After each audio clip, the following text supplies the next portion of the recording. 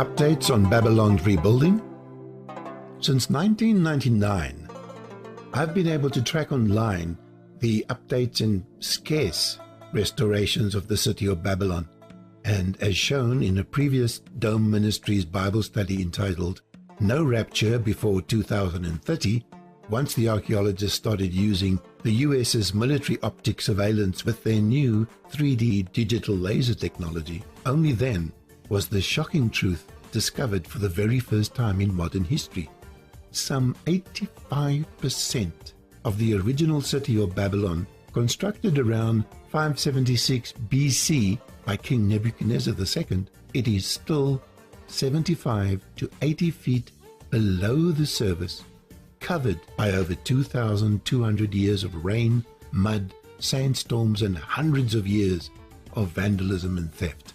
And because the World Monument Fund has still not replied to a single email I sent, I used ChatGPT, and I managed to track down in 10 minutes the only professor who is giving lectures on 3D laser and medical imaging for large structural excavations in the University of Baghdad. Although a deeply religious Muslim, she is very intrigued in the Christian perspective and the research I have done pertaining to a future rebuilding of Babylon. But she is more interested in the 311 YouTube video clips that I possess from tourists and friends who have visited Babylon in the last 8 years, including the latest video footage I received from my Iraqi Arab friends taken 4 days ago. Dome Ministries has been promised direct updates via email if anything comes across her desk relating to the restoration or rebuilding of Babylon, as she is well acquainted with the tragic current status of Babylon and the lack of any and all police or law enforcement to stabilize local vandalism, theft, and the disrespectful graffiti on the walls of the late Saddam Hussein's palace. As of the weekend 6th to 8th June 2025, there is still not one single restroom or any toilet in a 5-kilometer radius of the ruins of Babylon for any local or tourist. All Iraqis know only too well their average heat ranges between 32 and 42 degrees Celsius daily. Yet in 25 years of advertising the ruins of Babylon for all tourists, they still don't have one cafe at the ruins of Babylon, neither can anyone buy a coffee, no bottled water at all, no ice-cold cool drinks of any kind, nor can any tourist even buy a sandwich, no chocolate or energy bar, and not even sweets are on sale or packets of crisps or snacks available of any kind for 5 kilometers.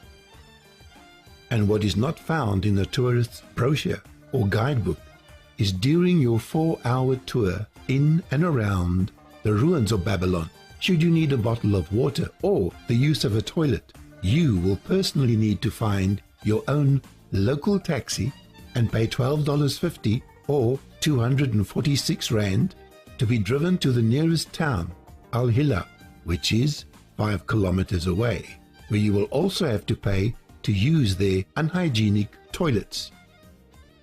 And all tourists need to remember, even their toilets are still stuck in the 7th century bubble, as they all prefer and use the squat toilet system.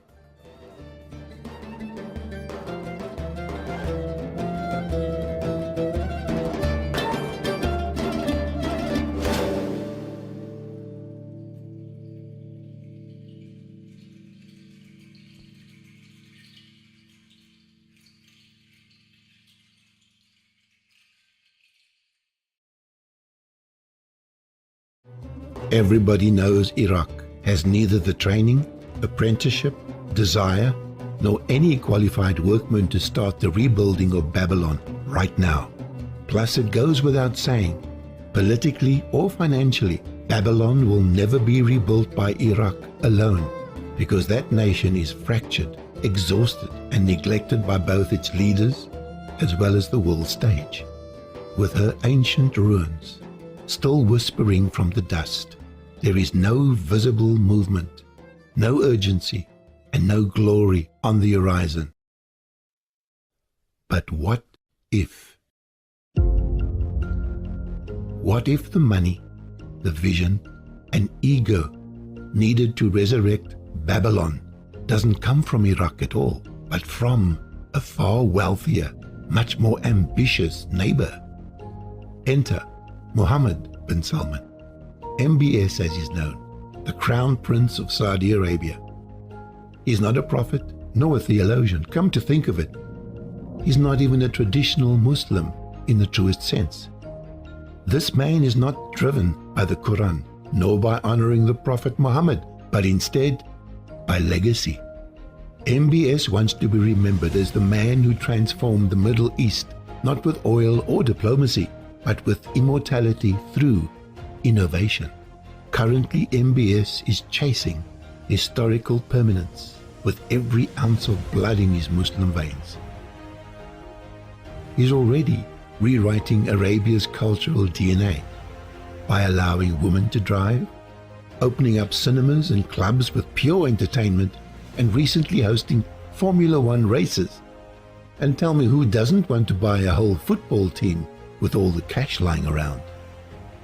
If MBS ever saw Babylon's restoration as a way to place his name alongside Nebuchadnezzar II in the history books, he might just do it.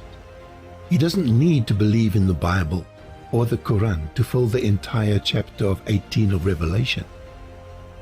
No, he only needs to follow his inbred pride, just like the Pharaoh did when Moses brought the plagues and God Jehovah did the rest. History may yet make room for one more builder of Babylon, a young man who thinks he's carving his name into eternity, not realizing he's walking into a prophecy thousands of years older than his throne. This is food for thought.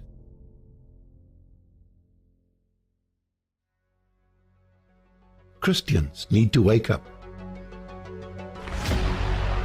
While many are debating and arguing if Russia is Gog or Magog, the real groundwork for Revelation 18 might be whispers in Arabic, funded by oil and built on the sand, right next to the postponement of Saudi Arabia's line in the desert. Are we ready? Are we thinking Babylon has to rise again, not by faith, but maybe just by pride? Look, God used Pharaoh's arrogance to unleash the plagues, not just to free Israel, but to force the Egyptians to destroy the very gods that they worship. And every idol and god that they worship were destroyed by their own hands so they could live.